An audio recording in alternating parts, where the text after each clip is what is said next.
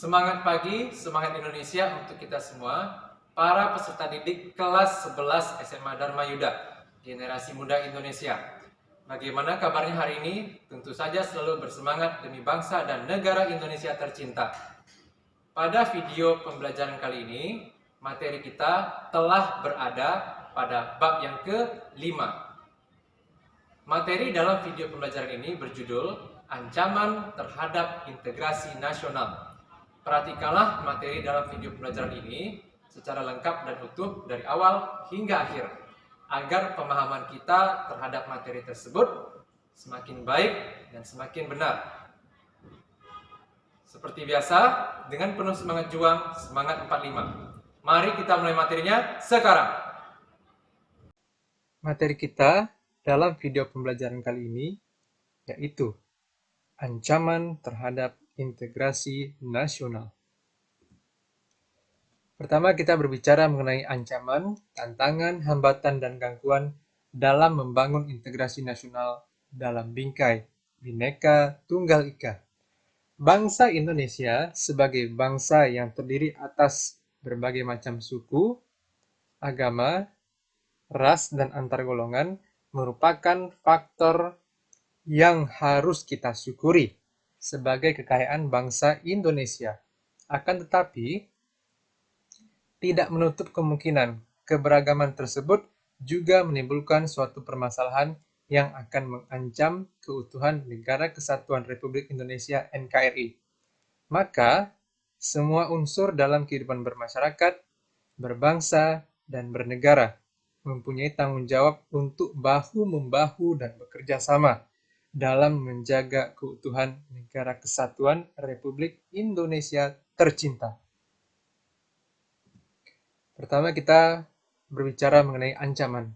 Apakah itu yang disebut dengan ancaman? Ancaman adalah usaha yang bersifat mengubah atau merombak kebijaksanaan yang dilakukan secara konsepsional melalui tindak kriminal dan politis. Beberapa ancaman dalam dan luar negeri telah dapat diatasi bangsa Indonesia dengan adanya tekad bersama-sama menggalang kesatuan dan kecintaan kepada bangsa dan negara Indonesia. Ancaman dari luar negeri bisa berupa beberapa hal. Pertama, agresi. Kedua, pelanggaran wilayah oleh negara lain. Ketiga, spionase atau mata-mata. Keempat, sabotase. Kelima, aksi teror dari jaringan internasional. Ancaman dari dalam negeri bisa beberapa hal. Pertama, pemberontakan bersenjata. Kedua, konflik horizontal. Ketiga, aksi teror dari dalam negeri. Keempat, sabotase dari dalam negeri. Kelima, aksi kekerasan berbau sara. Keenam, gerakan separatis pemisahan diri membuat negara baru. Ketujuh, perusakan lingkungan. Berikutnya kita berbicara mengenai tantangan. Apa itu yang dimaksud dengan tantangan? Tantangan bisa diartikan sebagai hal atau usaha yang bertujuan menggugah kemampuan. Inilah yang disebut dengan tantangan. Terdapat berbagai tantangan yang dihadapi dalam mewujudkan integrasi nasional untuk menjaga keutuhan Negara Kesatuan Republik Indonesia. Di antaranya, pertama, kemiskinan sebagai kondisi yang mudah dimanfaatkan oleh berbagai pihak yang bertujuan menghasut dan merugikan kepentingan umum. Kedua, kesenjangan sosial yang mencolok.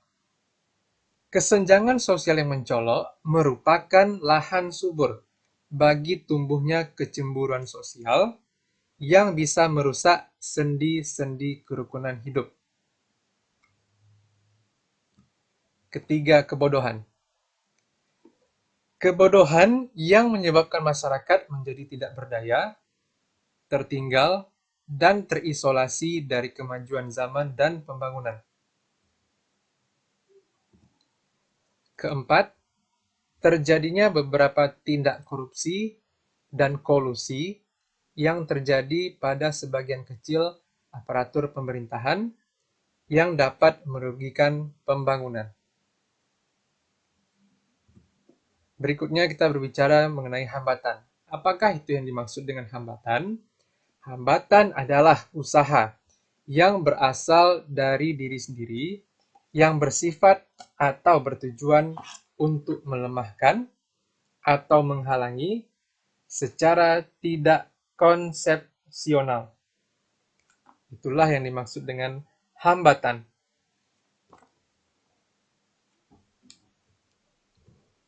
Berikutnya kita berbicara mengenai gangguan. Apakah itu yang dimaksud dengan gangguan?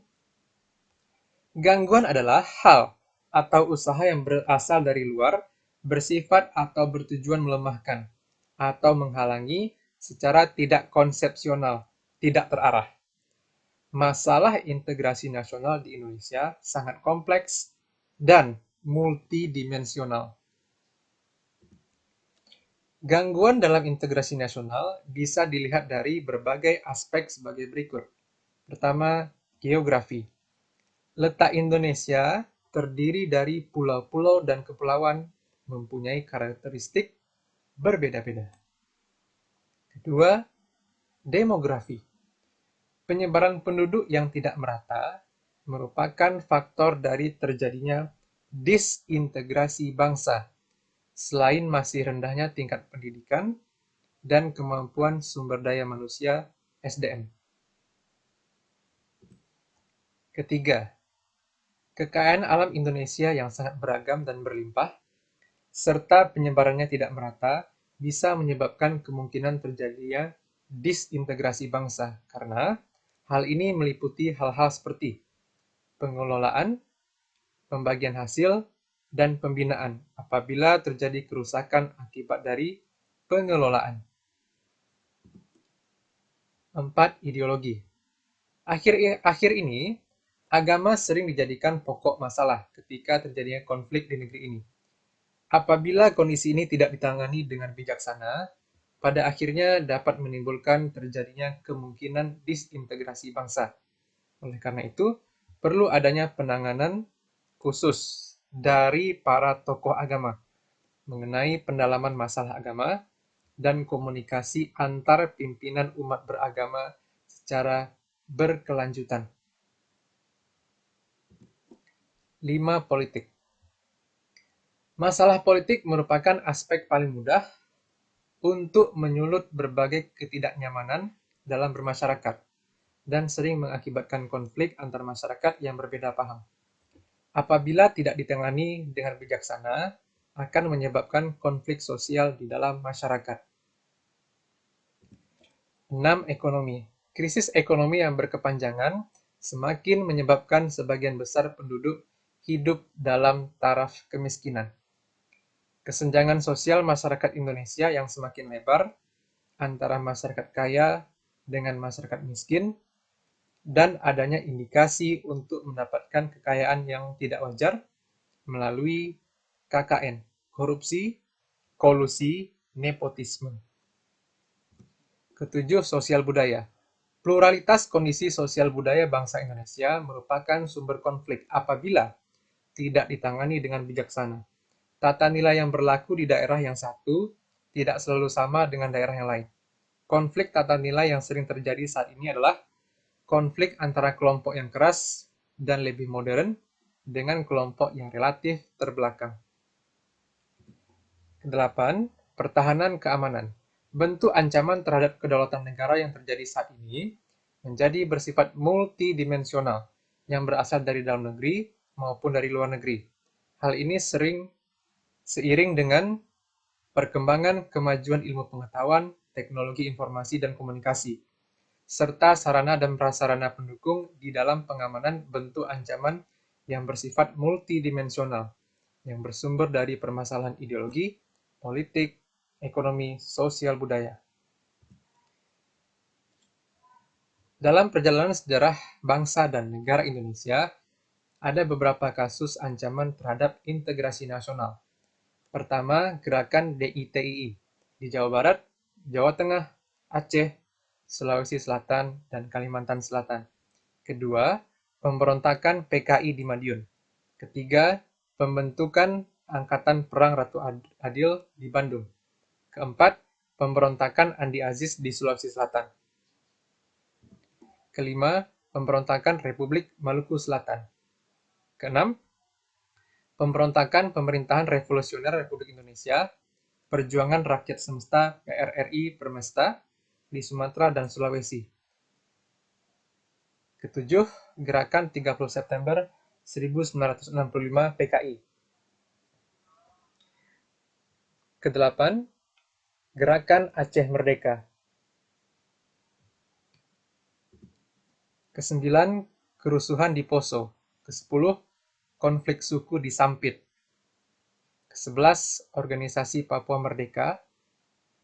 12, masyarakat yang berbatasan dengan Malaysia lebih memilih ringgit sebagai alat untuk bertransaksi.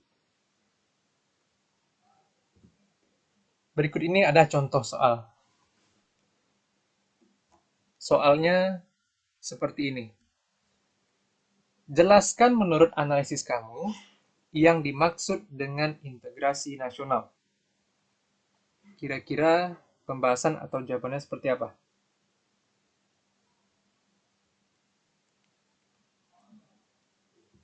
Pembahasan contoh soalnya seperti ini.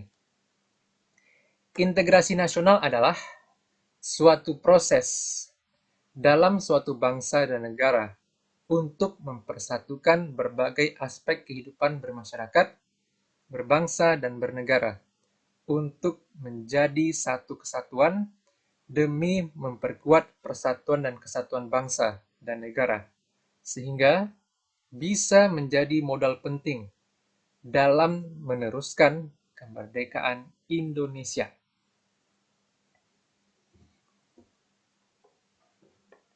Slide terakhir ini, peta Indonesia dengan dominasi dua warna, warna merah dan warna putih. Artinya apa? Setiap penduduk, setiap anggota masyarakat, warga negara Indonesia yang berada dari Sabang sampai Merauke, yang berada di berbagai wilayah di Indonesia, yang ada di berbagai dan di tiap provinsi di Indonesia, selalu mempunyai tanggung jawab dan kesadaran bersama untuk selalu menegakkan integrasi nasional dimanapun dan kapanpun kita berada, sebagai cara untuk terus-menerus menghayati perjuangan para pahlawan, melanjutkan perjuangan para pahlawan, mengisi kemerdekaan, untuk selalu berbakti dan berbuat kepada nusa dan bangsa Indonesia, kepada Ibu Pertiwi, kepada Sang Saka Merah Putih, kepada Negara Kesatuan Republik Indonesia, kepada Indonesia Raya tercinta, dari dulu, kini, nanti, dan untuk selama-lamanya.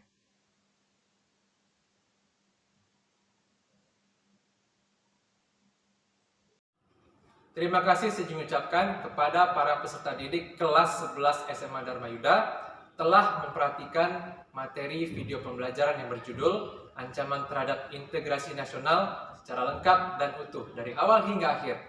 Semoga materi dalam video pembelajaran tersebut bisa menjadi inspirasi dan motivasi kita semua untuk selalu berbuat berbakti kepada Ibu Pertiwi, Indonesia Raya tercinta. Seperti biasa, setelah ini ada tugas, kerjakanlah tugas tersebut dengan disiplin, jujur, dan bertanggung jawab. Serta kumpulkanlah ke dalam aplikasi Edmodo-nya masing-masing secara tepat waktu. Terima kasih untuk kita semua, saya mengucapkan. Bertemu lagi pada video pembelajaran berikutnya. Terima kasih, salam merdeka.